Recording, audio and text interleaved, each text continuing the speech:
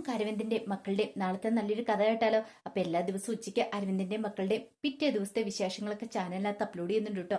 കാണാൻ താല്പര്യമുള്ളവർ കയറി കാണുകയും വീഡിയോ ഇഷ്ടപ്പെടുവാണെങ്കിൽ ഒന്ന് ലൈക്ക് ചെയ്യാനും മറക്കരുതേ. അങ്ങനെ നമ്മൾ നാളത്തെ കഥയെ കാണുന്ന ഒടുവില് ഒരു വിധത്തില് കുറച്ച് നിർബന്ധിച്ച് കാവേരി നിളയെ കൊണ്ട് ആഹാരം കഴിപ്പിക്കുകയാണ്. നിളയാണെങ്കിൽ ആഹാരം കഴിക്കാനൊന്നും കൂട്ടാക്കൊന്നുണ്ടായിരുന്നില്ല.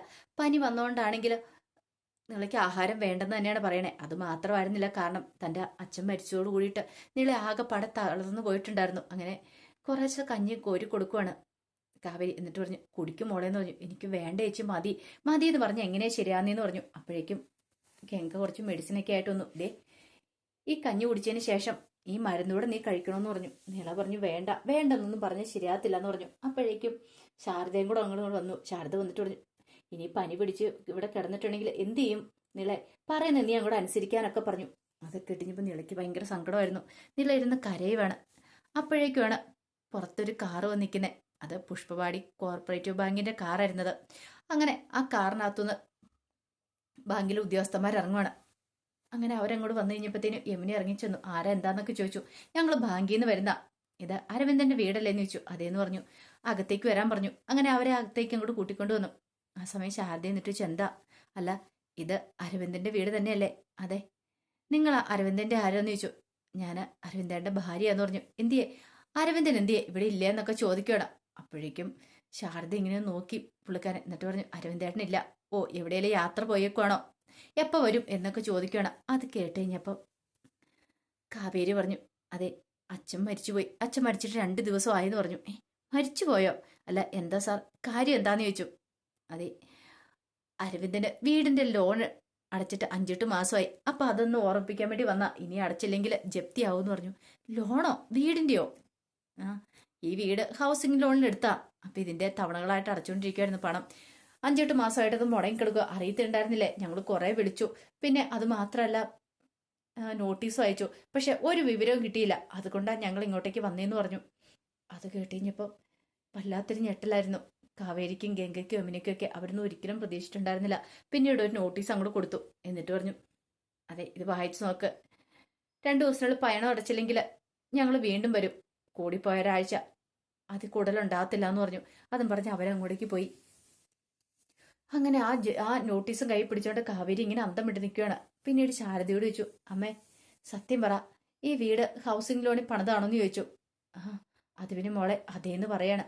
അത് കേട്ട് കഴിഞ്ഞപ്പോഴത്തേനും കാവേരി ചോദിച്ചു, എന്നിട്ട് എന്താ അമ്മ, അമ്മ ഒരു വാക്ക് പോലും പറയാതിരുന്നേന്ന് ചോദിച്ചു. ഇത്രയും നാളായിട്ട് അമ്മ ഞങ്ങളോട് ഇതിനെക്കുറിച്ചും പറഞ്ഞില്ലല്ലോ. അത് പിന്നെ ഞാൻ കരുതി അത് അടച്ചു തീർന്നു കാണുമായിരിക്കുന്നു. അപ്പോഴേക്കും യമുന ചോദിച്ചു, അമ്മ ലോൺ എന്നാ എടുത്തേന്ന് ചോദിച്ചു. അത് പിന്നെ നീ എൻ്റെ വയറ്റിലായിരുന്ന സമയത്ത്, നിന്നെ ഗർഭിണിയായിട്ട് ഞാൻ ഇരിക്കുന്ന സമയത്താണ് ഈ വീട് പണിയുന്നത്. അപ്പോഴെടുത്ത വർഷം 10-18 ആയില്ലേ. എന്നിട്ട് ഇതുവരെയായിട്ടും അടച്ചു തീർന്നിട്ടില്ലേ? എടി, അതിനെക്കുറിച്ചൊന്നും എന്നോട് പറഞ്ഞിട്ടില്ല നിന്റെ അച്ഛന്. ഞാൻ ചോദിച്ചിട്ടും ഇല്ലാന്ന് പറഞ്ഞു. ഹൗസിംഗ് ലോണിൽ എടുത്താന്ന് വീട് പണിതാന്ന് മാത്രം പറഞ്ഞു. പിന്നെ അതല്ലാതെ വേറെ എനിക്കൊന്നും അറിയില്ല എന്ന് പറഞ്ഞു. അപ്പോഴേക്കും കാവേരി ചോദിച്ചു, അല്ല അങ്ങനെയാണ് എനിക്കൊരു സംശയം. അമ്മേ, ഈ ലോണൊക്കെ അച്ഛൻ അവിടെ നേരിട്ട് അടച്ചുകൊണ്ടിരിക്കുവായിരുന്നോ, അതോ ഇവിടുന്ന് അമ്മയാണോ അടച്ചുകൊണ്ടിരുന്നതെന്ന് ചോദിച്ചു. അത് കേട്ടപ്പോൾ ശാരദ പറഞ്ഞു, അതൊക്കെ എനിക്ക് എങ്ങനെ അറിയാം, എനിക്ക് അതിനെക്കുറിച്ചൊന്നും അറിയില്ല എന്ന് പറഞ്ഞു. അറിയില്ല എന്നാ? അത് കേട്ട് കഴിഞ്ഞപ്പോൾ അത്ഭുതമായിരുന്നു ഗംഗയ്ക്കും അവർക്കൊക്കെ തോന്നിയത്. അപ്പോഴേക്കും കാവേരി പറഞ്ഞു, അമ്മ അറിയത്തില്ല എന്ന് പറഞ്ഞ എങ്ങനെയും ശരിയാന്നേ? പണം അടച്ചില്ലെങ്കിൽ വീട് ജപ്തിയാവുന്നാ പറഞ്ഞേ. അവര് പണം അടയ്ക്കാതിരുന്ന എങ്ങനെയും ശരിയാന്നേ? രാധമ്മ പറഞ്ഞു, ഇതെന്റെ മോൻ കഷ്ടപ്പെട്ട് അധ്വാനിച്ചുണ്ടാക്കിയ വീടാ, ഇത് ജപ്തി ചെയ്തു പോവാനെ ഞാൻ സമ്മതിക്കില്ല. ആരും എങ്ങോട്ട് കൊണ്ടാനാ, ആരും ഒരിടത്തേക്കും കൊണ്ടുപോകത്തില്ല എന്ന് പറഞ്ഞു. അപ്പോഴേക്കും കാവേരി പറഞ്ഞു, അച്ഛമ്മേ അത് പറഞ്ഞിട്ട് കാര്യമില്ല എന്ന് പറഞ്ഞു. പിന്നീട് ആ നോട്ടീസ് വായിച്ച് നോക്കുവാണ്. അപ്പോഴേക്കും വിനീതും കൂടെ അങ്ങോട്ടേക്ക് വന്നു. വിനീതിന്റെ കയ്യിലേക്ക് ആ നോട്ടീസ് കൊടുത്തു. വിനീതും അത് വായിച്ചു. ഇത്ര ദിവസത്തിനുള്ളിൽ പണം അടച്ചില്ലെങ്കിൽ ജപ്തിയാവുമെന്നും പറഞ്ഞിട്ട് നോട്ടീസായിരുന്നു. വിനീത് പറഞ്ഞു, അല്ല ഇത്രയും കാലം അപ്പം ആരായിരുന്നു ആന്റി ലോൺ അടച്ചുകൊണ്ടിരുന്നതെന്ന് ചോദിച്ചു. അതിനെക്കുറിച്ച് എനിക്കറിയില്ല. ഇവിടുത്തെ കാര്യങ്ങളൊക്കെ നോക്കാനായിട്ട് അരവിന്ദേട്ടൻ ജയബാലന്റെ പണം കൊടുക്കുമായിരുന്നു. ഓ, അപ്പൊ ജയബാലൻ അങ്കിളുടെ അക്കൗണ്ടിലേക്കാണോ പണം ഇട്ട് കൊടുത്തോണ്ടിരുന്നതെന്ന് ചോദിച്ചു.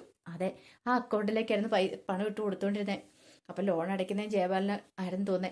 അങ്ങനെ ലോൺ അടയ്ക്കുകയും ചെയ്യുമായിരുന്നു. പിന്നെ വീട്ടിലേക്ക് ആവശ്യത്തിനുള്ള പണമൊക്കെ ജയബാലനായിരുന്നു തരുന്നത്. അരവിന്ദേട്ടൻ അവിടുന്ന് വിളിച്ചു പറയും, ഞാൻ ഇവിടുന്ന് പറഞ്ഞു കഴിയുമ്പോൾ, പിന്നെ കൂടുതൽ എന്തെങ്കിലും പൈസ വേണമെങ്കിൽ അരവിന്ദനോട് പറഞ്ഞു കഴിയുമ്പോൾ ജയബാലനായിരുന്നു ഇവിടെ കൊണ്ടു തരുന്നതെന്ന് പറഞ്ഞു. അങ്ങനെയാണോ? അപ്പൊ അമ്മയുടെ പേരിൽ അക്കൗണ്ട് ഒന്നും ഇല്ലേന്ന് കാവേരി വെച്ചു. അക്കൗണ്ടോ? ഇല്ല. ഒരിക്കലെങ്ങാണ്ട് അക്കൗണ്ട് എടുക്കാനായിട്ട് എന്നെ കൊണ്ട് സൈൻ ചെയ്യിച്ചുകൊണ്ട് പോയിട്ടുണ്ടായിരുന്നു. എന്നിട്ടോ അക്കൗണ്ട് നമ്പർ അമ്മയ്ക്ക് അറിയാവുന്ന ചോദിച്ചു. എടി അക്കൗണ്ട് എടുത്തോന്ന് പോലും എനിക്ക് അറിയത്തില്ല, പിന്നെ എങ്ങനെയാ എന്ന് പറഞ്ഞു. അതോടെ കേട്ട് കഴിഞ്ഞപ്പോഴത്തേനും കാവേരിക്കൊക്കെ ഭയങ്കര ടെൻഷനായി. എന്ത് ചെയ്യണമെന്ന് പോലും അറിയത്തില്ല. ആ സമയം വിനീത് പറഞ്ഞു, അല്ല ജയപാലനങ്ങളല്ലേ പൈസയൊക്കെ തന്നോണ്ടിരുന്നത്, അങ്ങനെയാണെങ്കിൽ അങ്കിളിനോട് ചോദിച്ചാൽ കൃത്യമായിട്ടുള്ള വിവരങ്ങൾ അറിയാലോ. കാവേരി നീ അങ്കിളിനെ ഒന്ന് വിളിക്കാൻ പറഞ്ഞു. കാവേരി ജയപാലനെ വിളിക്കുവാണ്. ജയപാലനെ വിളിച്ചിട്ട് പറഞ്ഞു, അങ്കിളെ ഞാനാ കാവേരി. ആ എന്താ മോളെ, കുറച്ച് തിരക്കുകളും കാര്യങ്ങളും ഒക്കെ ആയിട്ട് അങ്ങോട്ടേക്ക് വരാൻ പറ്റിയിട്ടുണ്ടായിരുന്നില്ല കേട്ടോ. അതാ വരാതിരുന്നേ. കാര്യം എന്താ വെച്ചാൽ പറ മോളെ. അത് പിന്നെ പുഷ്പവാടി കോഓപ്പറേറ്റീവ് ബാങ്കിൽ നിന്ന് ജോലിക്കാർ വന്നിട്ടുണ്ടായിരുന്നു, ഉദ്യോഗസ്ഥന്മാർ വന്നിട്ടുണ്ടായിരുന്നു. അവർ വന്നിട്ട് ഈ വീട് ഹൗസിംഗ് ലോണിന് എടുത്താന്നും 5-8 മാസത്തെ കുടിശ്ശിക ഉണ്ടെന്നും പറഞ്ഞു. അടച്ചില്ലെങ്കിൽ ജപ്തി ചെയ്യുമെന്നൊക്കെ പറയുന്നു. എന്താ അങ്കിളെ, ഞങ്ങൾക്ക് ഇതിനെക്കുറിച്ച് കൂടുതലായിട്ടൊന്നും അറിയില്ല. അങ്കിളിന്റെ അക്കൗണ്ടിലേക്കല്ലേ പണം ഇട്ട് തന്നോണ്ടിരുന്നേ. എന്താ 5-8 മാസമായിട്ട് അടച്ചില്ല എന്നൊക്കെ പറയുന്നു. എന്താ അങ്കിളെ എന്നൊക്കെ ചോദിക്കുകയാണ്.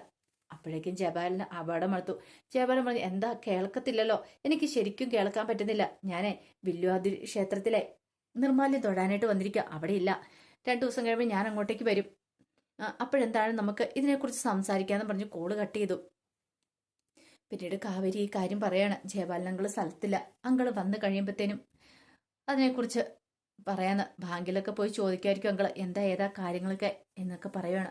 അത് കേട്ട് കഴിഞ്ഞപ്പം ഗംഗ പറഞ്ഞു, 2 ദിവസം കൂടെ എല്ലാം ശരിയാകുമായിരിക്കും, ശരിയാവുമെന്ന് പ്രതീക്ഷിക്കുക. അങ്ങനെ അവരൊക്കെ സമാധാനിക്കുക. പിന്നീട് വിനീത് തന്റെ കടയിലേക്ക് ചെന്നു. കടയിലേക്ക് ചെന്നതിന് ശേഷം ഇത്തിരി കഴിഞ്ഞപ്പോൾ ചായ കുടിക്കാൻ താഴേക്ക് ഇറങ്ങി വരുമ്പോഴത്തേനും നിവിനും കൂടെ അങ്ങോട്ട് വന്നു.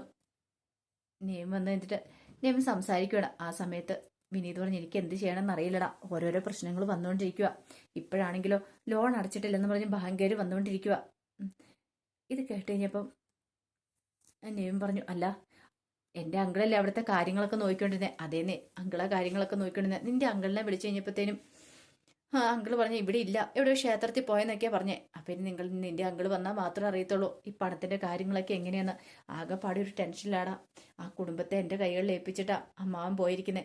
എനിക്ക് ആ കുടുംബത്തെ നോക്കാതിരിക്കാൻ പറ്റില്ല എന്നൊക്കെ പറഞ്ഞു.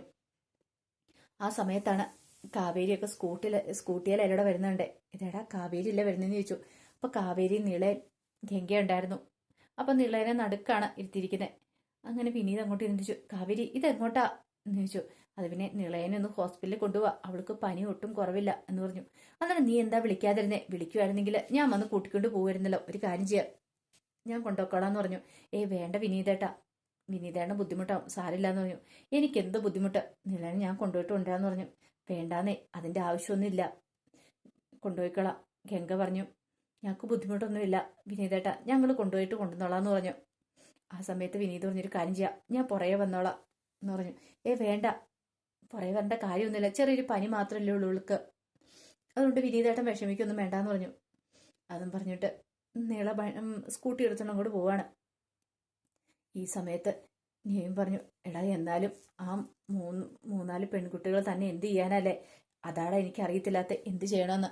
അപ്പോഴേക്കും നീയും പറഞ്ഞു, എനിക്ക് കാവേരിനെ അധികമൊന്നും അറിയത്തുണ്ടായിരുന്നില്ല, അന്ന് ഓണത്തിൻ്റെ അന്നാ ഞാൻ അവളെ ആദ്യമായിട്ട് കാണുന്നത് പോലും. പിന്നീടാണ് നീ പറഞ്ഞിട്ടാണ് കൂടുതൽ കാര്യങ്ങളൊക്കെ ആ കുടുംബത്തെക്കുറിച്ച് എല്ലാം ഞാൻ മനസ്സിലാക്കുന്നത്. പക്ഷെ എന്ത് ചെയ്യാൻ പറ്റും, ഇങ്ങനെയൊക്കെ ആയി പോയില്ലേന്ന് പറഞ്ഞു. ആ സമയം ചായക്കടയിലെ ആ ചേട്ടൻ പറഞ്ഞു, എടാ വിനീതേ, ദൈവം നിന്റെ പ്രാർത്ഥന കേട്ടറാ, അതുകൊണ്ടാണ് ഇങ്ങനെയൊക്കെ സംഭവിച്ചേ, അല്ലായിരുന്നെങ്കിലോ ഇനിയിപ്പം ആ ഗംഗയെന്ന് പറയുന്നവൾക്ക് വേറെ ജീവിതം ഉണ്ടാവുമോ, നീയല്ലേ തുണയായിട്ടുള്ളൂ, മിക്കവാറും നിന്നെ മാത്രം ഇനി അവൾക്ക് കല്യാണം കഴിക്കാൻ പറ്റുള്ളൂ, കല്യാണം മുടങ്ങിപ്പോയില്ലേ എന്നൊക്കെ പറഞ്ഞു. അപ്പോഴേക്കും വിനീത് പറഞ്ഞു, അങ്ങനൊന്നും പറയല്ലേ ഏട്ടാ, അങ്ങനെ ചിന്തിക്കാൻ പോലും പാടില്ല എന്ന് പറഞ്ഞു. അതൊക്കെ നമ്മൾ സ്വാർത്ഥം കൊണ്ട് ചിന്തിച്ചു പോകുന്ന, അങ്ങനെയൊന്നും ഒരിക്കലും ഞാൻ ചിന്തിച്ചിട്ട് പോലും ഇല്ല എന്ന് പറഞ്ഞു. ഇതേ സമയത്ത് ജയപാലൻ ഓരോന്നൊക്കെ ആലോചിച്ചുകൊണ്ടിരിക്കുമ്പോഴത്തേനും പ്രവീണെ അങ്ങോട്ടേക്ക് വന്നു. പ്രവീണ വന്നിട്ട്, ഞാൻ ശാരദയെ വിളിച്ചായിരുന്നു, ശാരദയുടെ വിഷമം കണ്ട് സഹിക്കാൻ പറ്റുന്നില്ല, ഭയങ്കര കരച്ചിലായിരുന്നു അവൾ ഫോണിൽ കൂടെ. അത് കേട്ടപ്പോൾ ജയപാലൻ പറഞ്ഞു, പിന്നെ ഭർത്താക്കന്മാർ മരിച്ചു പോയിട്ടുണ്ടെങ്കിൽ ഭാര്യമാര് കരയില്ലേ, ഞാൻ മരിച്ചു പോയിട്ടുണ്ടെങ്കിൽ നീ കരയില്ലേ, അതോ നീ ചിരിക്കുമോ എന്ന് ചോദിച്ചു. അത് കേട്ടപ്പം പ്രവീണ പറഞ്ഞു, ഇതെന്താ ജയപാലേട്ടൻ ഇങ്ങനെയൊക്കെ പറയണേ, ജയപാലേട്ടൻ ഇത് എന്ത് പറ്റിയെന്നൊക്കെ ചോദിച്ചുകൊണ്ട് ദേഷ്യപ്പെടുവാണ്. ജയപാലൻ പറഞ്ഞു, ഞാനൊരു സത്യം അങ്ങോട്ട് പറഞ്ഞതേ ഉള്ളൂ, നീ അതിനിപ്പോൾ എന്താ, പിന്നെ നീ വിളിച്ചു കഴിഞ്ഞപ്പോഴത്തേനും ഞാനിവിടെ ഉണ്ടെന്നുള്ള കാര്യം പറഞ്ഞു. ഇല്ല, അതിനെക്കുറിച്ച് എന്നോടൊന്നും ശാരദ ചോദിച്ചില്ല എന്ന് പറഞ്ഞു. അത് ഞാൻ പറയാൻ കാരണം എന്താന്ന് വെച്ചാലേ, ആ ബാങ്കിന്റെ കേസിലെ ബാങ്കിൽ പോയി എന്നോട് അന്വേഷിക്കണമെന്നൊക്കെ പറഞ്ഞിട്ടുണ്ടായിരുന്നു, ഞാൻ സ്ഥലത്തില്ലെന്നല്ലേ പറഞ്ഞത്, പിന്നെ അവരോർക്കില്ലേ ഞാൻ എന്താ പോവാത്തേന്ന് എന്നൊക്കെ പറഞ്ഞു. ആ സമയത്താണ് വിശാൽ അങ്ങോട്ടേക്ക് വരുന്നത്. വിശാൽ വന്നു കഴിഞ്ഞപ്പോൾ പ്രവീൺ പറഞ്ഞു, ചായ എടുക്കട്ടെ മോനെന്ന് ചോദിച്ചു. ഇപ്പോൾ വേണ്ട അമ്മയെന്നും പറഞ്ഞുകൊണ്ട് വിശാൽ അവിടെ ഇരിക്കുകയാണ്. അപ്പോഴേക്കുമാണ് യമുനയുടെ കോൾ വരുന്നത്. യമുന കോൾ വിളിച്ച് കഴിഞ്ഞപ്പോഴത്തേനും വിശാലം കൂടെ എഴുന്നേറ്റു. ഹലോ യമുന, എന്താ ഞാൻ നിന്നെ അങ്ങോട്ട് വിളിക്കാതിരുന്ന? നിന്നെ വിളിച്ചിട്ടുണ്ട്, നീ കരച്ചിലല്ലേ, വെറുതെ നിന്നെ സങ്കടപ്പെടുത്തണ്ടെന്ന് കരുതിയിട്ടാ വിളിക്കാതിരുന്നെന്ന് പറഞ്ഞു. യമുന പറഞ്ഞു, അത് സാരമില്ല, എല്ലാം നമ്മൾ സഹിച്ചല്ലേ മതിയാവുള്ളൂ വിശാലേട്ടാ, സാരമില്ല. സങ്കടമൊക്കെ ഉണ്ടോയെന്ന് ചോദിച്ചാൽ ഉണ്ട്, പിന്നെ എന്ത് ചെയ്യാൻ പറ്റുമെന്നൊക്കെ ഇങ്ങനെ പറയാണ്. ആ സമയത്താണ് ജയപാലിൻ്റെ പ്രവീണയുടെ സംസാരം കേൾക്കുന്നത്. അപ്പോഴേക്കും ഒരു നിമിഷം യമുന ഒന്നും മിണ്ടാതിരുന്നു. അപ്പോഴേക്കും വിശാല് ഹലോ ഹലോ പറയുന്നുണ്ടായിരുന്നു. യമുന ഒന്നും മിണ്ടിയില്ല. അപ്പോൾ യമുന ഉറപ്പിക്കുമായിരുന്നു സംസാരിക്കുന്ന ജയപാലാന്നുള്ള കാര്യം. പെട്ടെന്ന് യമുന ചോദിച്ചു, വിശാലേട്ടാ അവിടെ ജയപാൽ ഉണ്ടോന്ന് ചോദിച്ചു. ഉണ്ടല്ലോ. അല്ല പുറത്തൊന്നും പോയില്ലേ? വേറെ എവിടെയുണ്ട് പോയേക്കോന്ന് പറഞ്ഞു. എവിടെ പോകാനായിട്ട്? അച്ഛൻ ഇവിടെ ഉണ്ടല്ലോ എന്ന് പറഞ്ഞു. അപ്പോഴേക്കും യമുന കോള് കട്ട് ചെയ്തു. യമുനയുടെ മനസ്സിലേക്ക് ജയപാലൻ പറഞ്ഞ കാര്യങ്ങളൊക്കെ ആയിരുന്നു. ഗംഗ വിളിച്ചു കഴിഞ്ഞപ്പോൾ ഞാനിവിടെ ഇല്ല, ഞാൻ വില്വാദ്രി ക്ഷേത്രത്തിൽ നിർമ്മാല്യം തൊഴാൻ പോയതാണ്, എന്നിട്ട് എന്തിനാ അങ്കിൾ ഇങ്ങനെ കള്ളം പറഞ്ഞ് എന്നൊരു ചിന്ത മനസ്സിലേക്ക് വരുവാണ്. അപ്പോൾ അതിൻ്റെ വിശേഷങ്ങളൊക്കെയാണ് നമ്മൾ കാണുന്നത്. ആ വിശേഷങ്ങൾക്കായി നമുക്ക് എല്ലാവർക്കും കാത്തിരിക്കാം കേട്ടോ. ഒരിക്കൽ കൂടി എല്ലാവർക്കും ശുഭദിനം നേർന്നുകൊണ്ട് നിർത്തുന്നു. നന്ദി.